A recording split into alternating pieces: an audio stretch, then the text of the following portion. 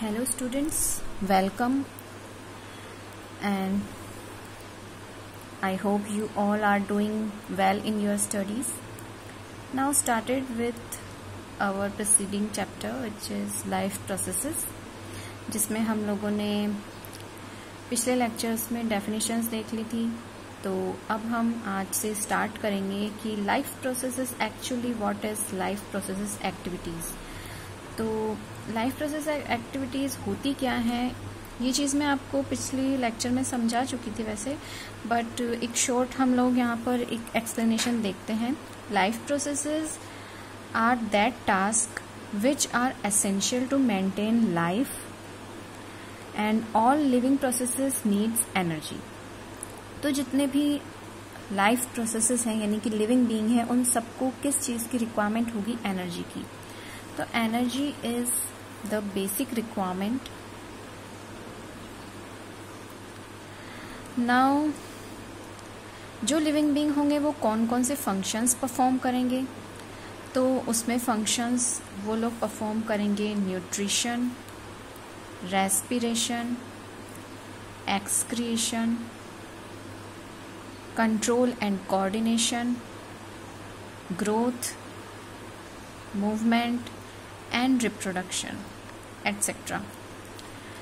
तो ये जो एक्टिविटीज़ हैं, ये सभी activities are must to perform by a living being. Living organism maintain their unique internal organisation और unique internal organ system by a wide variety of life processes. Now we have to see what are the characteristic features of living being. तो जो characteristic features हैं वो ये होते हैं कि जो living beings हैं, they need food and water, they need respiration, they need to grow, they need to show movement, they need to excrete their waste product and which maintain their health and keep them healthy and fit. And then they should perform reproduction and they should respond towards stimuli. तो सबसे पहले हम देखते हैं तो nutrition. What is nutrition? हमने पहले study किया था. Nutrition is input of food and output of undigested food material is known as excretion. तो न्यूट्रिशन से लेकर के एक्सक्रीशन का जो भी प्रोसेस होता है वो इसी तरह से होता है कि जो भी लिविंग बीइंग होगा वो न्यूट्रिशन लेगा एंड देन किससे लेगा? फूड पार्टिकल से. And then undigested food material को they will excrete out of their body through the process named excretion. Energy जो है वो रेस्पिरेशन के थ्रू एनर्जी रिलीज्ड होती है. ये चीज़ हम लोग देख चुके हैं. देन मेटाबॉलिज्म के बारे में हम लोगों ने बात की थी एंड मेटाबॉलिज्म के बारे में हम थोड़ा सा एक बार मैं आप लोगों को फिर से रिवाइज करवा देती हूँ. Metabolism is what it is. It is actually sum of reactions which should be performed by an organism, and it is the sum total of all the chemical reactions. And this is two types, that is catabolism and anabolism. Catabolism के बारे में we talked in our previous lecture that catabolism is the destruction reaction and anabolism is constructive reaction. Then we will go towards growth. Growth is an irreversible process and it is what? It is a process in which an organism increase its size irreversibly by increasing their size, volume and weight. So this process is known as growth. Then go for irritability, also known as sensitivity. And irritability से हम लोगों को क्या पता चलता है कि कोई भी जो भी लिविंग बीइंग है they should respond towards stimuli. It is must. Then go towards reproduction, and reproduction is what? It is a process to produce more of one's own kind. Means अगर मान लो ह्यूमन बीइंग है, they should reproduce their own offspring as they are looking as it is. Okay, तो जो human beings है उनमें एक चीज ये होती है कि ठीक है, फेशियल जो फीचर्स होते हैं they may be different, but similarly इनमें जो भी फिजियोलॉजी इनकी देखेंगे वो सारी एकदम सेम होती है. दैट्स वाई हम लोगों ने बोल दिया कि रिप्रोडक्शन में क्या होगा कि एक ह्यूमन बीइंग सिमिलर अपने ही जैसा दूसरा ऑफस्प्रिंग प्रोड्यूस करता है. That is known as reproduction. और ये सब में होता है, प्लांट्स में, एनिमल्स में, ह्यूमन बीइंग्स में, all perform reproduction. Now come to the next topic, which is nutrition. So first of all, a question arises in our mind that what is nutrition. This topic also we discussed earlier in our previous lecture, but I am giving you a short preview of this. That nutrition is the process of obtaining and utilization of food by a living organism.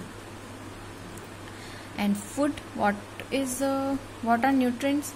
So nutrients are organic or inorganic substance of food which provides us energy to growth and development of an organism. So nutrients में organic material भी हो सकता है, inorganic material भी हो सकता है. बस हमारी कंडीशन ये है कि वो जो भी हो लेकिन उससे हमें एनर्जी मिलनी चाहिए एंड हमारा ग्रोथ और डेवलपमेंट होना चाहिए, प्लस एनर्जी भी हमें मिलनी चाहिए. Now what is food? Food और फंक्शन क्या होता है फूड का? Function of food is to maintain living state and enables living organism to grow, reproduce and respond to stimuli. तो फूड का जो है, फूड के लिए कंडीशन ये होती है कि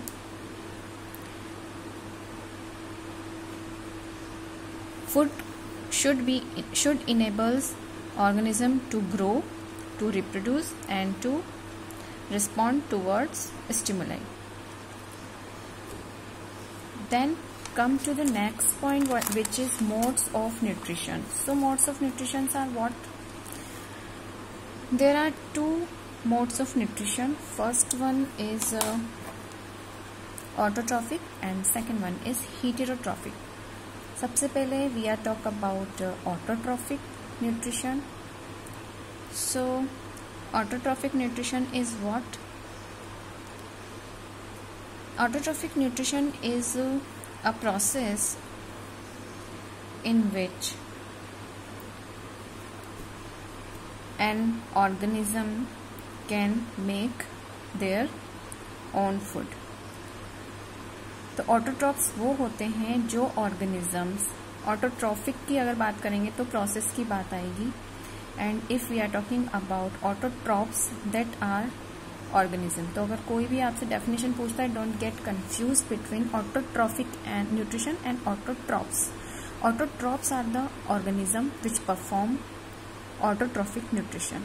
okay, and autotrophic nutrition is the process in which they perform and they make their own food. They are not dependent on other animals or organisms for preparing their food. Is the process which is performed by autotrophs. Now photoautotrophic.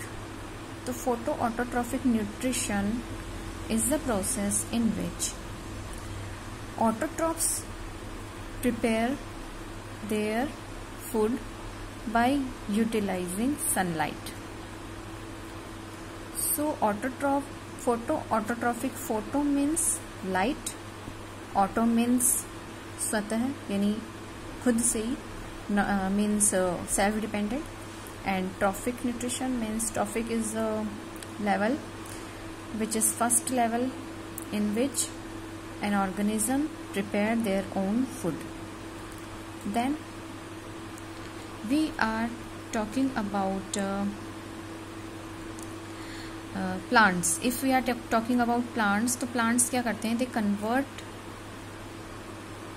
simple food in organic or inorganic raw material.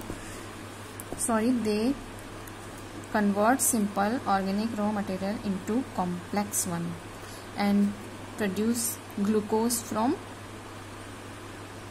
Carbon dioxide and water. ये चीज़ भी हम लोग detail में आगे देखेंगे in the topic which is photosynthesis. So यहाँ तक आप लोगों को क्लियर है each and every concept.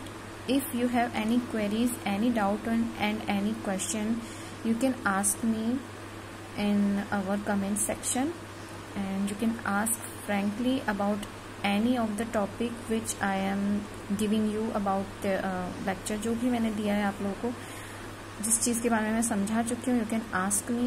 And if you want to learn something new topic, then you can also give me that particular topic in our comment section. And तब तक आप लोग अच्छे से अपनी स्टडीज़ में मन लगा के पढ़ाई कीजिए. एंड नेक्स्ट वीडियो में मिलेंगे नेक्स्ट लेक्चर के साथ, in which we will talk about our detailed description of photosynthesis. And till then, happy learning and enjoy learning. Take care and good bye.